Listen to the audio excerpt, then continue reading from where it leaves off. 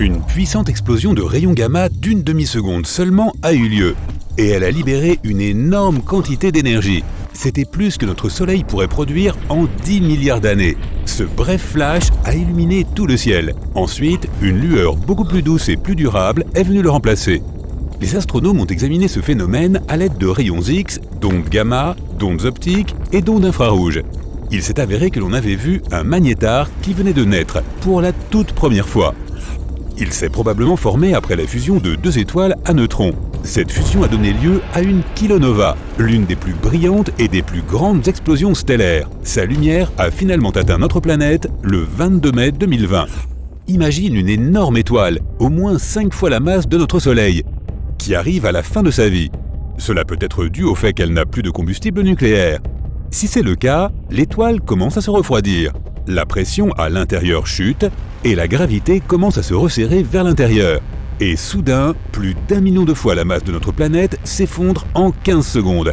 Cela se produit si rapidement qu'une énorme onde de choc fait exploser la partie extérieure de l'étoile. Cela produit un éclat de lumière aveuglant. Cette puissante explosion s'appelle une supernova. Ce qu'elle laisse derrière elle est un noyau incroyablement dense entouré d'un énorme nuage de gaz chaud appelé nébuleuse.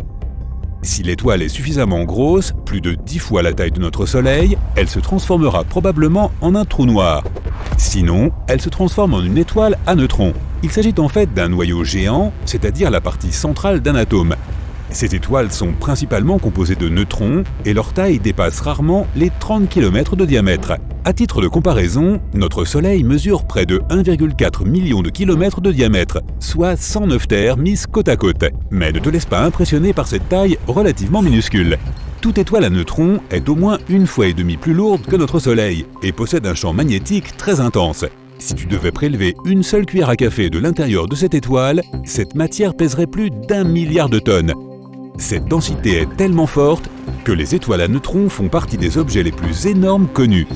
Le prochain arrêt est un trou noir. Lorsque deux étoiles à neutrons fusionnent, elles en créent le plus souvent une nouvelle, beaucoup plus lourde. En quelques millisecondes ou même en moins, cette étoile s'effondre en un trou noir. Mais les astronomes qui ont examiné le flash de lumière enregistré en Mars pensent qu'il pourrait y avoir une autre issue. Ils sont presque sûrs d'avoir vu quelque chose de jamais observé auparavant, la naissance d'un magnétar. C'est une forme rare d'étoile à neutrons avec un champ magnétique ultra fort.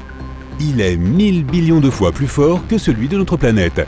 Ce champ est également si puissant qu'il chauffe la surface de l'étoile jusqu'à 10 millions de degrés Celsius. En d'autres termes, les magnétars sont les aimants les plus puissants de l'univers.